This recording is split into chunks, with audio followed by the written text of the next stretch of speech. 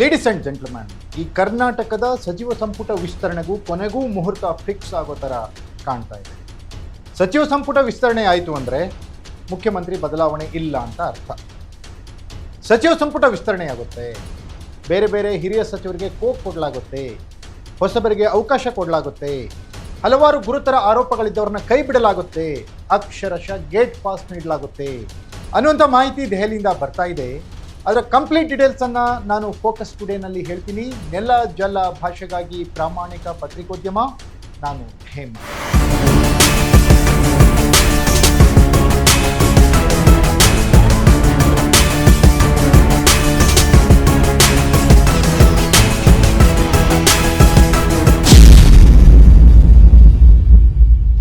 S ವೀಕ್ಷಕ, 2023ರಲ್ಲಿ ಅಧಿಕಾರಕ್ಕೆ ಬಂದಂಥ ಸಿದ್ದರಾಮಯ್ಯನವರ ಸರ್ಕಾರ ಈಗ 2.5 ವರ್ಷಗಳ ಅವಧಿಯ ನಂತರ ಸಚಿವ ಸಂಪುಟ ವಿಸ್ತರಣೆಯನ್ನು ಮಾಡಬೇಕು, ಹೊಸಬರಿಗೆ ಅವಕಾಶ ಕೊಡಬೇಕು, ಅದೇ ರೀತಿ ಹಲವು ಆರೋಪಗಳು ಇದ್ದವರನ್ನು ಸಂಪುಟದಿಂದ ಕೈ ಬಿಡಬೇಕು ಅನ್ನುವಂಥ ಮಾತುಗಳು ಕೇಳಿ ಬರ್ತಾನೆ ಇತ್ತು. ಆವಾಗಲೇ ಶುರುವಾಗಿದ್ದು ಈ ಏನು ಮುಖ್ಯಮಂತ್ರಿ ಬದಲಾವಣೆಯ ಬಾಂಬ್. ಮುಖ್ಯಮಂತ್ರಿ ಬದಲಾವಣೆ ಆಗ್ತಾರೆ, ಡಿ ಕೆ ಶಿವಕುಮಾರ್ ಮುಖ್ಯಮಂತ್ರಿ ಆಗ್ತಾರೆ, ಸಿದ್ದರಾಮಯ್ಯನವರು ಸ್ಥಾನವನ್ನು ತ್ಯಜಿಸ್ತಾರೆ ಅನ್ನುವಂಥ ಮಾತುಗಳು ಕೇಳಿ ಬರ್ತಾ ಇತ್ತು. ಆದರೆ ಇದು ಯಾವುದಕ್ಕೆ ಇನ್ನೂ ಕ್ಲಾರಿಟಿ ಸಿಕ್ಕಿಲ್ಲ.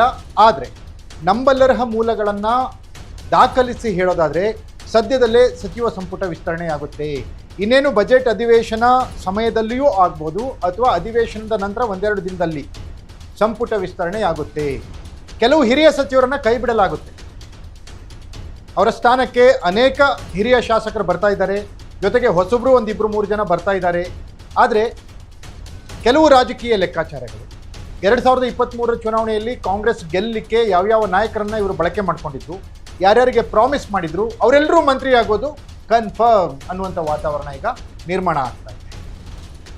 ಹಿರಿಯ ಸಚಿವರಾದಂಥ RB ತಿಮ್ಮಾಪುರ ಹೊರಗೋಗುವ ಲಿಸ್ಟ್ನಲ್ಲಿ ನಂಬರ್ 1ನೇ ಸ್ಥಾನದಲ್ಲಿದ್ದಾರೆ. ಹಲವು ಗುರುತರ ಭ್ರಷ್ಟಾಚಾರ ಆರೋಪಗಳು, ಹಾಗೆ ಇಲಾಖೆಯಲ್ಲಿ ಹೇಳಿಕೊಳ್ಳದ ಸಾಧನೆ. RB ತಿಮ್ಮಾಪುರ್ ಹೊರಗೆ ಹೋಗ್ಲಿಕ್ಕೆ ಮೊದಲ ಕಾರಣ. 2ನೇ ಮಂತ್ರಿ ಯಾರಪ್ಪ ಅಂದರೆ MB ಪಾಟೀಲ್ರು ಕೂಡ ಸಂಪುಟದಿಂದ ಹೊರಗೆ ಹೋಗ್ತಾರೆ ಅನ್ನುವಂಥ ಮಾತುಗಳಿದೆ. ಅವರು KPCC ಅಧ್ಯಕ್ಷರಾಗ್ತಾರೆ ಅನ್ನುವಂಥ ಮಾತುಗಳಿದ್ದಾವೆ. ಒಂದು ವೇಳೆ ಸಂಪುಟದಿಂದ ಹೊರಗೆ ಹೋದರೆ KPCC ಅಧ್ಯಕ್ಷರಾಗ್ತಾರೆ MB ಪಾಟೀಲ್. KPCC ಅಧ್ಯಕ್ಷರು ಬೇರೆ ಯಾರಾದರೂ ಆದರೆ MB ಪಾಟೀಲ್ ಉಪಮುಖ್ಯಮಂತ್ರಿ ಆಗ್ತಾರೆ ಅನ್ನುವಂಥ ಮಾತು.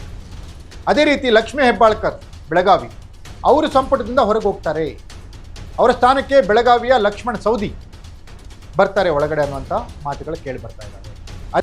ಅದೇ ರೀತಿ ಶಿಕ್ಷಣ ಮಂತ್ರಿ ಮಧು ಬಂಗಾರಪ್ಪ ಕೂಡ ಸಂಪುಟದಿಂದ ಹೊರಗೆ ಹೋಗ್ತಾರೆ. ಮಧು ಬಂಗಾರಪ್ಪ ಸ್ಥಾನಕ್ಕೆ BK ಹರಿಪ್ರಸಾದ್ ಬರ್ತಾರೆ. BK ಹರಿಪ್ರಸಾದ್ ಅವರಿಗೆ ಗೃಹ ಮಂತ್ರಿ ಖಾತೆ ಸಿಗುತ್ತೆ ಅನ್ನುವಂಥ ಮಾತುಗಳು ಈಗಾಗಲೇ ಕೇಳಿ ಬರ್ತಾ ಇದ್ದಾವೆ. ಅದೇ ರೀತಿ ವೆಂಕಟೇಶ್ ಪಶುಸಂಗೋಪನೆ ಸಚಿವರು, ಅವರು ಕೂಡ ಸಂಪುಟದಿಂದ ಹೊರಗೆ ಹೋಗ್ತಾರೆ ಅನ್ನುವಂಥ ಮಾತು. ಅದೇ ರೀತಿ ರಹೀಂ ಖಾನ್ ಅವ್ರಿಗೂ ಕೂಡ ಸಂಪುಟದಿಂದ ಕೋಕ್ ಕೊಡಲಾಗುತ್ತೆ ಅನ್ನುವಂಥ ಮಾತುಗಳು ಕೇಳಿ ಬರ್ತಾ ಇದ್ದಾವೆ. KN ರಾಜಣ್ಣನವರು ಹೊರಗೆ ಹೋಗಿದ್ದಾರೆ, ಅವ್ರನ್ನ ವಾಪಸ್ ತಗೊಳ್ಳೋ ಮಾತುಗಳು ಕೇಳಿ ಬರ್ತಾ ಇದ್ದಾವೆ. KH ಮುನಿಯಪ್ಪ ಸಂಪುಟದಿಂದ ಹೊರಗಿಟ್ಟು ಅವರ ಮಗಳನ್ನು ಸಂಪುಟಕ್ಕೆ ತಗೊಳ್ತಾರೆ, ಅಂದರೆ ಮಹಿಳಾ ಕೋಟ ಲಕ್ಷ್ಮೀ ಹೆಬ್ಬಾಳ್ಕರ್ ಅವ್ರನ್ನ ಹೊರಗೆ ಹಾಕ್ತಾರಲ್ಲ, ಹಾಗಾಗಿ ಅವರ ಸ್ಥಾನಕ್ಕೆ KH ಮುನಿಯಪ್ಪನವರ ಮಗಳನ್ನು ತಗೊಳ್ತಾರೆ ಸಂಪುಟಕ್ಕೆ ಅನ್ನುವಂಥ ಮಾತುಗಳು ಕೇಳಿ ಬರ್ತಾ ಇದ್ದಾವೆ. ಬಂಗಾರಪೇಟೆ ನಾರಾಯಣ ಸ್ವಾಮಿ ಕೂಡ ಮಂತ್ರಿ ಆಗ್ತಾರೆ ಅನ್ನೋಂಥ ಮಾತುಗಳಿವೆ. ಎಷ್ಟು ನಿಜನೂ ಗೊತ್ತಿಲ್ಲ. ಕೊತ್ತೂರು ಮಂಜುನಾಥ್ ಕಣ್ಣಿಟ್ಟಿದ್ದಾರೆ ಮಂತ್ರಿ ಸ್ಥಾನದ ಮೇಲೆ. ಕರಾವಳಿಯಲ್ಲಿಯೂ 1-2 ಕಣ್ಣಿಟ್ಟಿದ್ದಾರೆ ಮಂತ್ರಿ ಆಗಬೇಕು ಅಂತ. ಹಲವು ಹೊಸ ಶಾಸಕರು ಕೂಡ ತಾವು 31 ಜನರಲ್ಲಿ ಯಾರನ್ನಾದರೂ 5 ಜನರನ್ನ ಮಂತ್ರಿ ಮಾಡಿ ಅಂತ ಹೇಳ್ಬಿಟ್ಟು ಪತ್ರವನ್ನು ಬರೆದಿದ್ದಾರೆ ಹೈಕಮಾಂಡ್ಗೆ.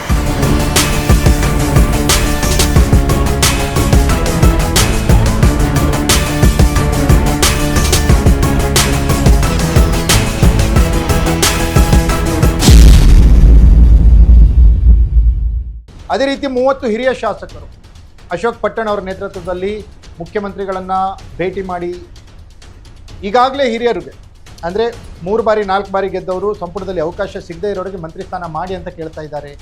ಇವೆಲ್ಲದರ ಮಧ್ಯೆ ಪ್ರದೇಶವಾರು ಮಂತ್ರಿ ಸ್ಥಾನಗಳನ್ನು ಕರೆಕ್ಟಾಗಿ ಹಂಚಬೇಕಾಗುತ್ತೆ. ಕಿತ್ತೂರು ಕರ್ನಾಟಕ, ಕಲ್ಯಾಣ ಕರ್ನಾಟಕ, ಕರಾವಳಿ ಕರ್ನಾಟಕ, ಹಳೆ ಮೈಸೂರು ಭಾಗ, ಈ ರೀತಿ ಎಲ್ಲ ಜಾತಿಗಳಿಗೂ ಇಲ್ಲಿ ಪ್ರಾತಿನಿಧ್ಯವನ್ನು ನೀಡಬೇಕಾಗುತ್ತೆ.